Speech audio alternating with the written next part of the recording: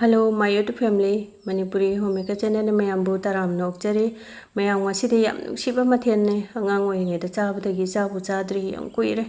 Akoigi Meitei Ngakra Soibumga Thongba ni ko ngasigi mathense ado thainagi mahaudo adu makta na yamna hauna yam phajana thongbdo ujarake ko. Meitei Ngakra se pak su phangde ko tang su yam tangi ma se.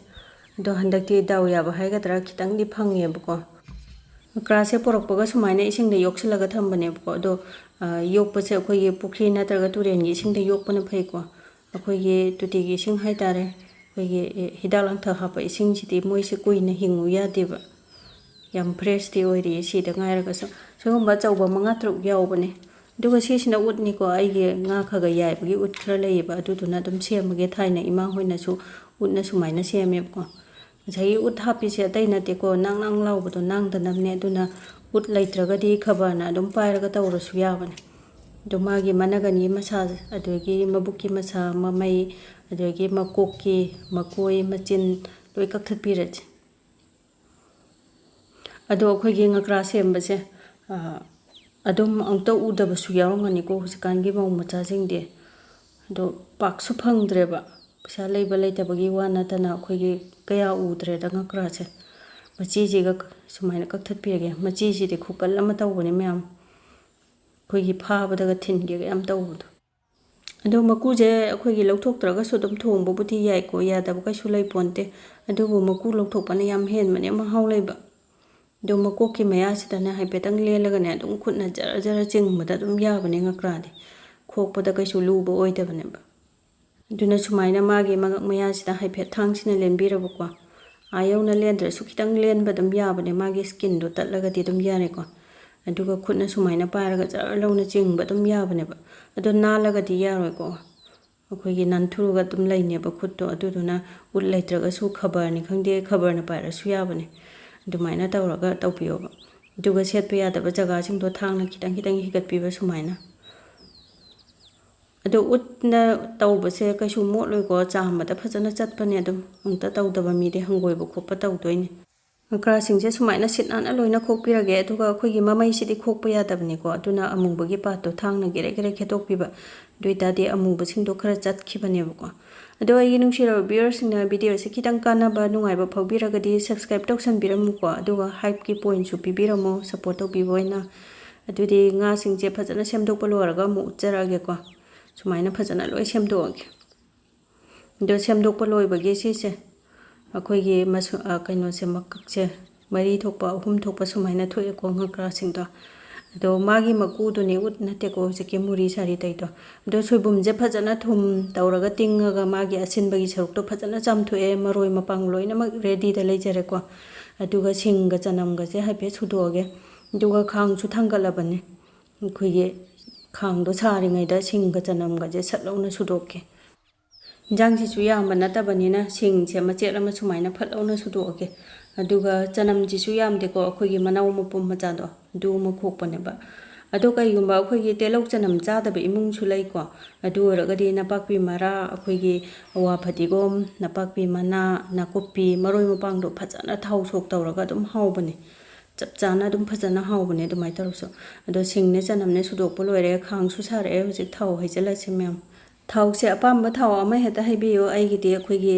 acha thau asengba thau oina hijare hinjang je khitang hawange haragadi mustard oil sina khwaitigi hawi ko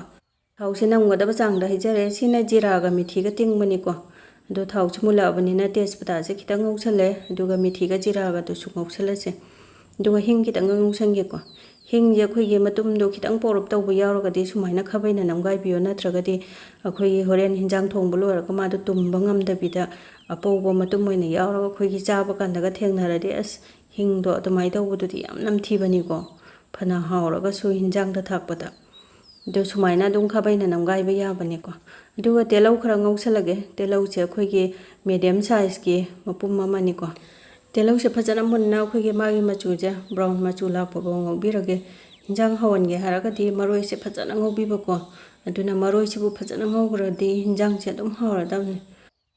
machu se brown machu phajana lae ko aduna ngasai gi singa chanamga subudo du mo hapchala ge telau se mullabani na aduga singa chanamga de khoige yamna मुन्नब कोइना brown मचू लांगनब खोनब कैमता ngौबगी दरकार लेत्रेको हाइफेता ngौबीरगा दुम यारे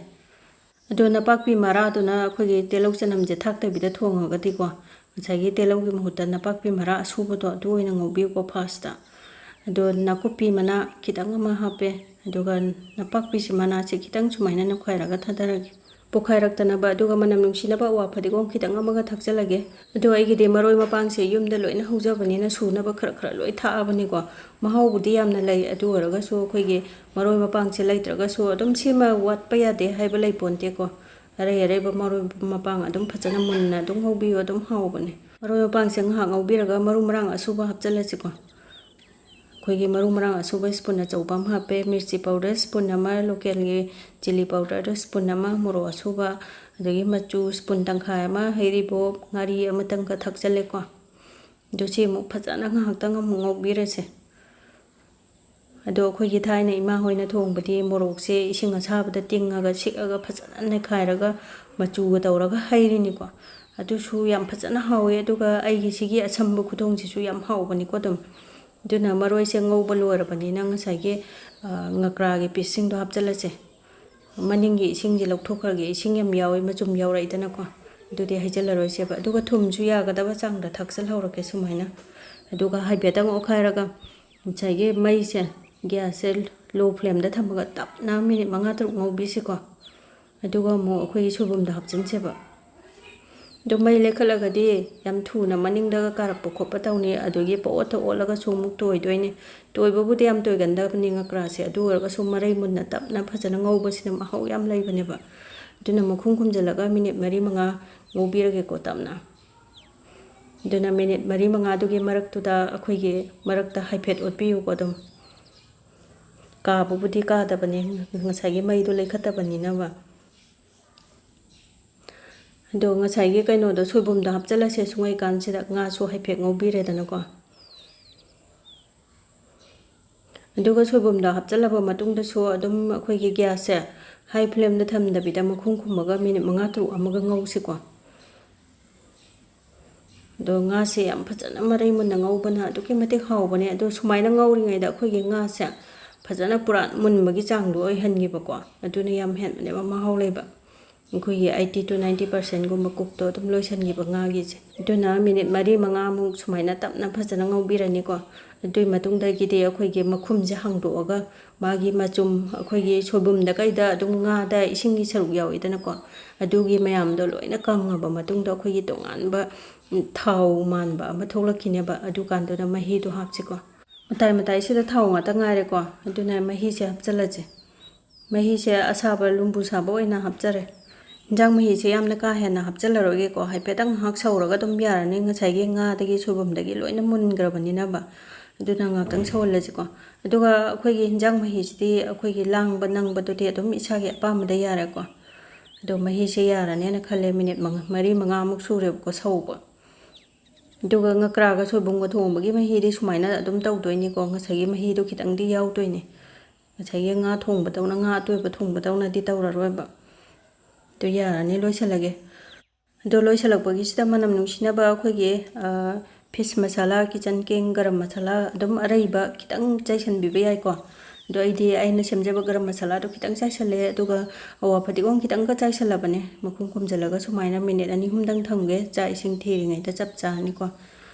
अदो फदिगोम दो लैतरना अवा फदिगोम से ओइना थाअबने अवा फदिगोम थाकोसे सुमनम याम नुंसिबनिको सुमाइना लोइरकपदा दो हाइफेतंग सुमाइना ओखाइबिरगा अखोइ तेंगोता हापथाजरगे दो आइगे नुंसिरो व्यूअर्ससिंगना वीडियो से खितंग नुंगाइबा कानाबा फाउबिरगदि लाइक सुंचोय सोइदना नंबिरमो ngasiगीदि वीडियो से मतंग से लोइसनजरगे बाय बाय।